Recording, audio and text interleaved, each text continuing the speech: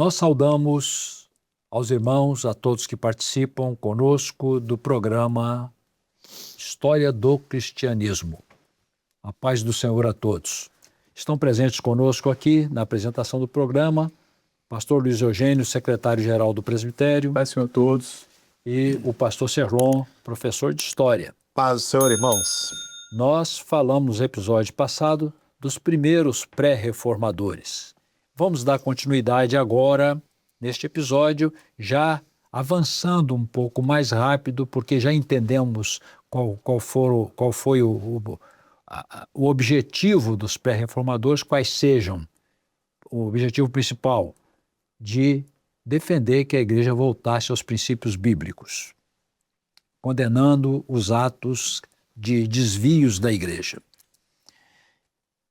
Nós vamos iniciar pedindo ao pastor Serlon que fale sobre o próximo pré-reformador.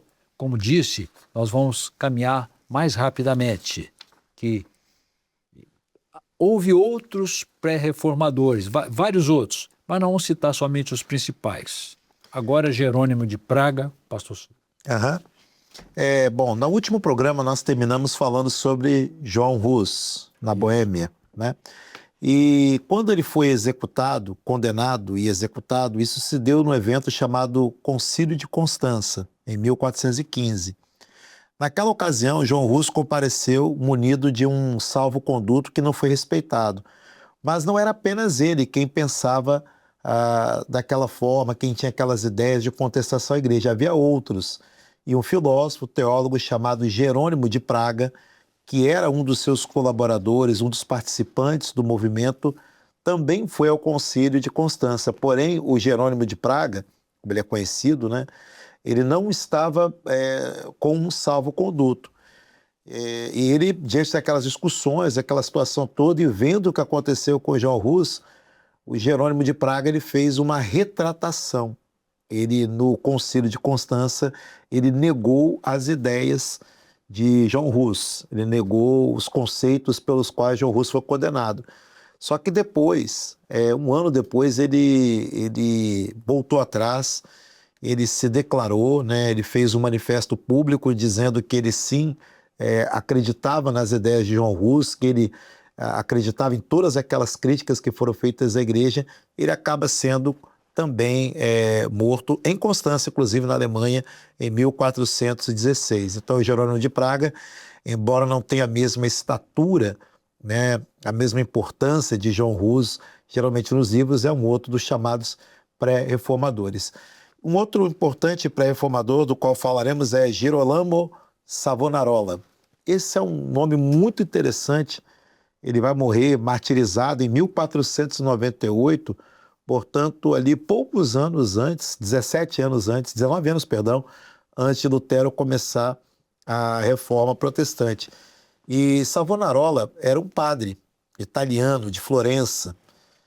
E Florença era, naquela época, final do século XV, o grande centro de um movimento chamado Renascimento Cultural, o qual já foi mencionado pelo pastor Luiz Eugênio, né, em alguns programas anteriores. O Renascimento foi um movimento que bebeu na fonte do humanismo. Aquela ideia de que o homem é o centro de todas as coisas, o antropocentrismo, antropo em grego é homem, então o homem como o centro, a medida de todas as coisas. E esse movimento, o Renascimento, ele teve como principal berço justamente a Itália. Então, até que é muito comum nós usarmos a expressão Itália renascentista para aquele século XV, início do século XVI. Foi na Itália que tivemos os maiores expoentes do Renascimento, entre eles muito conhecidos, Leonardo da Vinci, Michelangelo, Rafael Sanzio, entre outros nomes. Então vejam só, irmãos, Savonarola era um padre que viveu em Florença, que era a cidade mais culturalmente ativa do Renascimento italiano, e o Renascimento trouxe valores que eram bastante conflitantes com o cristianismo. Mas aquele ambiente de pouca espiritualidade, de papas que não eram nada exemplares, que muitas vezes até incentivavam manifestações artísticas que, à luz dos valores cristãos, traziam contradições muito sérias, mas ele combate isso, né? O Renascimento é um movimento marcado, e aqui nós não estamos entrando de maneira alguma em qualquer tipo de contestação ao valor cultural, ao valor artístico do Nascimento, né? São obras que são vistas por milhões de pessoas do mundo todo, todos os anos. Não é essa a nossa questão, né? Da importância do Renascimento enquanto manifestação da arte, da capacidade criativa humana, não se trata disso. Mas o ambiente renascentista foi um ambiente de muita licenciosidade. Uma das características, pastor Luiz Eugênio, do Renascimento era o chamado hedonismo. O que é o hedonismo? O apreço pelos prazeres físicos, né? O homem poder desfrutar dos prazeres dessa vida, dos prazeres carnais. Então, o ambiente, os irmãos imaginam o que era Florença na época do Renascimento. Havia toda uma licenciosidade, toda uma depravação mesmo, né? Uma imoralidade muito grande. E o Savonarola se levanta pregando contra isso. E há registros históricos de um impacto muito grande da pregação dele. Por exemplo, de procissões que eram feitas em que pessoas compungidas, tocadas pela pregação dele, entregavam máscaras carnavalescas, né? Que eram muito simbólicas daquela forma de vida imoral que eles estavam vivendo. Livros também imorais que eram entregues, há relatos de pilhas de livros que foram voluntariamente entregues pelas pessoas, e livro era uma coisa muito cara naquela época, livro era uma coisa muito valiosa. Então eles queimavam esses livros em praça pública, que é um sinal de arrependimento pelos seus pecados. E então nós vemos o impacto, né, que essa pregação de Savonarola teve ali em Florença. Só que ele começa a questionar a estrutura mais alta da igreja. Ele começa a questionar a estrutura da igreja, que estava, de uma certa forma, aceitando toda essa situação. Ele acaba sendo condenado como herege e queimado vivo na fogueira em 1498, que é um ano muito interessante, porque é o ano em que o navegador Vasco da Gama chega lá nas Índias, dando conclusão a todo aquele projeto da chamada expansão comercial e marítima europeia. E, fazendo aqui uma última colaboração, esse momento do Renascimento teve alguns papas que incentivaram muito as artes, como, por exemplo, Júlio II, que contratou Michelangelo para pintar o teto da Capela Sistina. Aliás, ele praticamente obrigou Michelangelo a pintar o teto da Capela Sistina. Michelangelo não queria pintar, mas ele pintou. E o Papa Leão X é um dos papas da Renascença. E esse Papa Leão X é o Papa que vai construir a Basílica de São Pedro. E para isso ele contratou um dos maiores gênios do Renascimento, que foi o Rafael Sanzio, que vai fazer o projeto arquitetônico de uma obra que custou muito dinheiro, mas muito dinheiro mesmo. E para poder arrecadar os recursos para fazer essa basílica, essa construção, foi liberada uma grande venda de indulgências, documentos já mencionados em outros programas aqui nossos, né, que eram perdões, eram perdão de pecados, eram documentos por meio do qual a pessoa que o obtinha tinha a garantia por parte da igreja, do Papa, de que seria perdoada de seus pecados. E essa venda de indulgências, que foi gigantesca, né, uma coisa até então inédita, a quantidade de indulgências que foi vendida, acaba fazendo com que o Martinho Lutero, lá na Alemanha, lá no Sacro Império Germânico, se insurgisse, se levantasse contra essa situação. Então, o Savonarola é um nome importante, e há registros de que ele era um homem muito dedicado à oração. Agora, há que se registrar também, né, meus amados, que mesmo tendo sido um homem usado por Deus, ele se manteve ligado clericalmente, né, como sacerdote da igreja, manteve alguns daqueles dogmas ali que eram da igreja romana, mas foi um homem que Deus usou nesse sentido, né, de denunciar o pecado, a imoralidade, e também contribuir para o advento da reforma protestante. Pastor Jorgênio, quer fazer algum comentário também? Vamos lá. Bom, aí já falou sobre o Jerônimo de Praga, né? Sim. Que foi, na verdade, ele foi muito amigo de John Hus, né? Foi muito amigo e continuou com as ideias de John Hus e Jerônimo de Praga, né? Embora com todas essas questões, porque na verdade tentavam silenciá-lo, que ele negasse as ideias de John Hus lá, mas ele Depois acabou sendo morto também, né? Agora, vamos lá para Savonarola, que é outro vertente importante da reforma, da pré-reforma, né? Bom, Savonarola era de uma família tradicional, aí na região de Ferrara, na Itália, né? Era uma família abastada, família reconhecida na região. Ele, segundo alguns relatos, ele era uma criança, ele foi já desde criança, na juventude, ele foi uma pessoa bem séria nas coisas. Ele não era ele era muito sério, não era digamos assim, como é que fala? Ele falava que não era muito brincalhão, não era muito, já desde criança ele era meio sério nas questões dele, né? E ele estudou medicina, e o que aconteceu? Os pais queriam que ele fizesse medicina, certo? Mas ele depois de um tempo, ele estudou medicina, resolveu ir lá para o convento, lá para o mosteiro, para, digamos assim, para passar momentos lá, e né, ficou acho que uns 7 anos mais ou menos lá, e lá que ele começou a estudar muito a palavra, ele resolveu, podemos dizer assim, abandonar esse lado aí, que foi até direcionado pelo seu avô, pelo seu pai. A família queria que ele fosse médico mesmo, né? Mas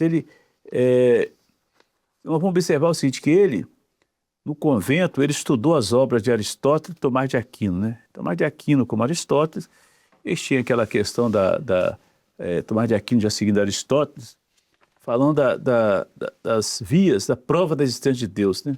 Ele estudou muito esses dois autores aí, o tratado filosófico dele, e ele foi para esse lado. Agora, Savonarola, o que aconteceu na mensagem dele, que Celon falou muito bem, em que ele, na sua mensagem, atraía multidões essa mensagem, que ele pregasse o juízo final. Ele trazia uma mensagem que como se tivesse, nós estamos vendo um momento final, e as pessoas começavam... Era tão impressionante a mensagem dele, Antônio Carlos e Serlon, aqui, as pessoas aglomeravam para ouvir a mensagem dele. Antes de ele começar a pregar, estava lotado de gente esperando ele chegar, certo? Então, a mensagem dele teve grande impacto, porque as pessoas queriam ouvir ele pregar mesmo, porque, normalmente, a gente, às vezes, é acostumado com um culto que vai se enchendo, né? Aos poucos, já estava cheio antes de chegar. As pessoas queriam chegar para ocupar o espaço primeiro, para ouvir o que ele tinha para falar. Então, condenava o mundo, né? As coisas do mundo, que Serlon falou também, e pregava sobre o paraíso, né?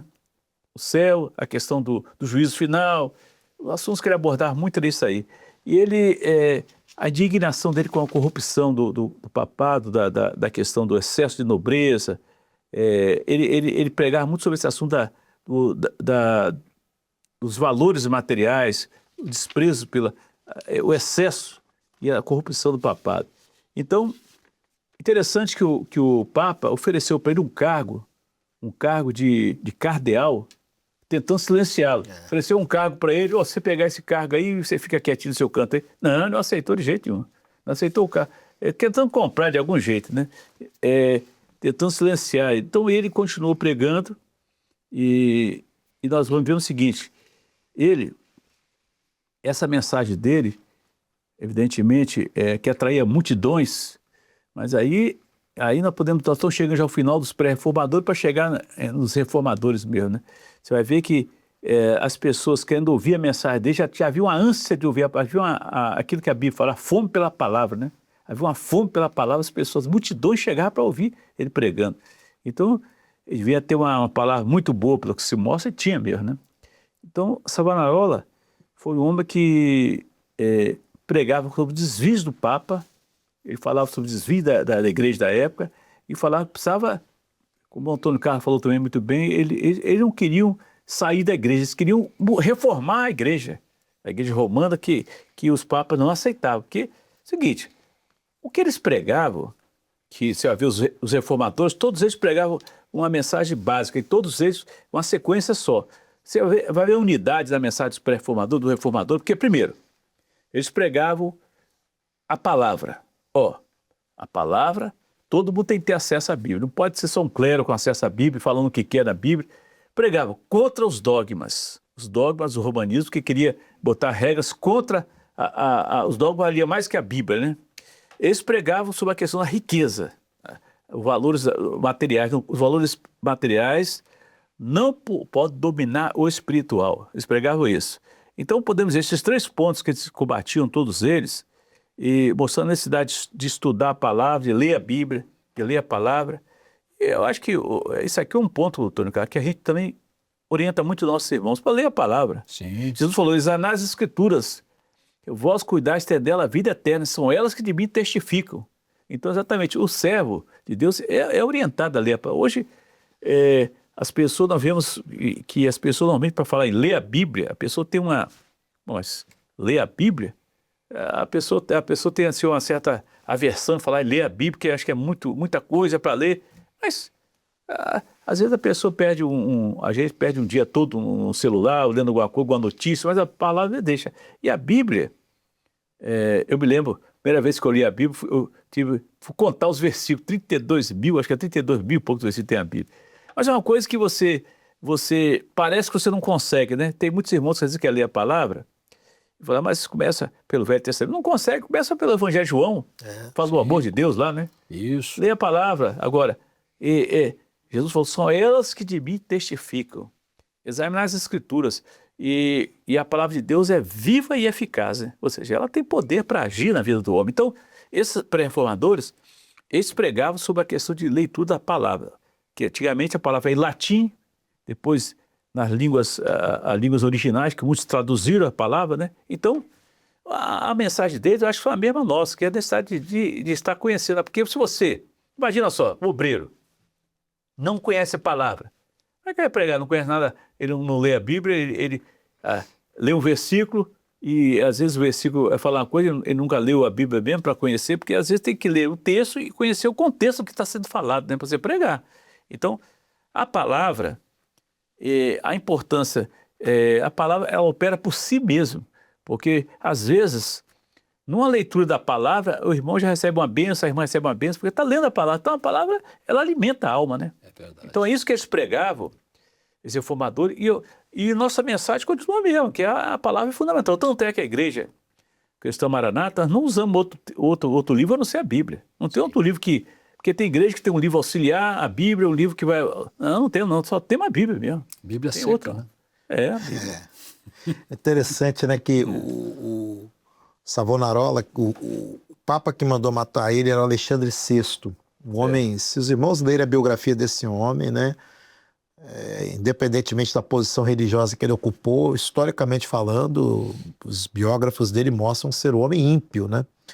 Agora, o senhor estava falando sobre a questão da palavra, né, da importância da palavra. Todos os grandes avivamentos, e a reforma protestante foi um avivamento, uma intervenção de Deus para avivar a sua obra, né, respondendo a oração do profeta Abacuque. Mas a gente lembra também na época do rei Josias, quando Josias, né, ele leva o povo a buscar o Senhor, né? E ali é encontrado um exemplar do livro da lei dentro do templo, no meio de... Abandonado, o templo em escombros, aquela situação degradante. E ali no meio, ali, quando vai ser feita a reforma do templo, é encontrado o livro da lei. Quando o povo lê o livro da lei, o impacto, né, pastor Antônio Carlos, que aquilo tem, Muito porque grande. as pessoas tomam consciência da condição em que eles estavam e da dificuldade que isso consequentemente trazia. Então a gente pode até fazer um paralelo profético com essa grande reforma que Deus promoveu ali, usando a vida de homens, né, mas centrada na lei, né, na palavra do Senhor, que é a descoberta. Então, houve as reformas, os avivamentos ao longo da história, sempre com base na palavra. E hoje você, eu, cada um de nós pode viver também um tempo de avivamento, um tempo de reforma na nossa vida, descobrindo a lei, o livro da lei, a palavra de Deus. O templo em escombros, no tempo de Josias, quando ele assumiu o governo, representa muito bem os escombros em que o cristianismo tem vivido atualmente. Escombros esses em que o cristianismo estava na época desses homens de Wycliffe, de John Hus, de Savonarola, de outros nomes que houve também, mas Deus usou servos fiéis com coração sincero para fazer algo novo, e nós estamos vivendo isso em nossos dias também, né? Amém. Bom, nós estamos encerrando essa parte que fala dos pré-reformadores. Houve outros, vou até citar mais alguns aqui, houve outros pré-reformadores, e é possível que nos episódios que venham se fale algumas coisas, porque o período foi muito grande, tem coisas correlatas, coisas que sucederam dentro desse período. Por exemplo, as universidades. Mas tem outros fatos que aconteceram que merecem ser mencionados e expostos. Mas, na linha dos pré-reformadores, nós vamos chegar em Lutero. Nós vamos chegar em Lutero, que é o nosso objetivo. Vamos chegar na universidade, vamos falar sobre a universidade, né? Vamos falar ainda sobre universidades. Eu queria depois fazer uma observação sobre a universidade, até uma Sim. crítica, né, sobre o que está acontecendo na universidade. Já? Não, vamos fazer outro programa, tem um programa só sobre isso. Vamos ter adiante. Mas então, nós estamos fechando aqui esses episódios que dedicamos aos pré-reformadores. Vimos aqui a sua grande importância. Falamos aqui hoje de Jerônimo de Praga, da Boêmia, antiga República Tcheca, que foi aliado e defensor dos conceitos de Jan Hus. Também foi executado. Falamos de Savonarola, italiano, monge dominicano, combateu a imoralidade e a corrupção do clero, excomungado e executado. Depois dele, esse não foi mencionado, daqui por diante não foram mencionados. Mas os que foram mencionados são suficientes para se entender o que era a pré-reforma. Depois veio William Tyndale, na Inglaterra, traduziu a Bíblia para o inglês a partir dos originais, porque essa tradução foi começada por John Wycliffe, que, como o pastor Serlon disse aqui, ele traduziu o Novo Testamento direto do grego para o inglês e traduziu o Velho Testamento do latim.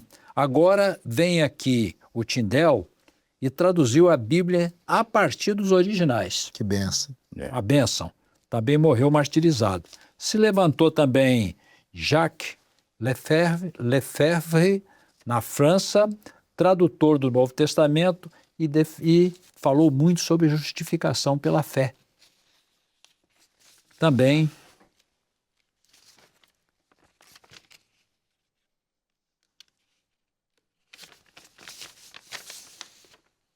Johannes von Gogh.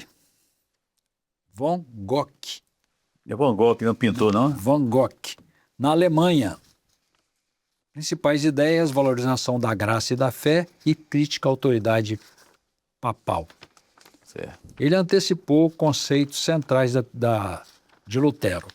E depois outro, Johan Wessel, na Holanda. Ideias principais, a fé acima das obras e contra as indulgências. Chamado de Lutero antes de Lutero. Lutero de Lutero. Essas expressões são interessantes, né? Porque elas têm muito a ver com a região em que eles viveram, né? Aí eles usavam essas alcunhas aí. É isso mesmo. Fechando, então, este episódio, nós falamos dos pré-reformadores que divergiam dos dogmas da igreja e buscavam o evangelho puro. Lembrando aqui que dogmas eram normas estabelecidas pela igreja, consideradas indiscutíveis. E esses pré-reformadores foram vozes proféticas que precederam a reforma do século XVI, a reforma de Lutero. Foram duramente perseguidos, mas defendiam o retorno da igreja às escrituras, aos princípios bíblicos, e tinham como alvo a eternidade e deram a vida pelo Senhor Jesus. Então nós encerramos aqui mais esse episódio, agradecemos a presença do pastor Luiz Eugênio, Obrigado a todos. a presença do pastor Serlon Amém. Paz, seus irmãos. e a presença dos irmãos que acompanham conosco. A paz do Senhor a todos.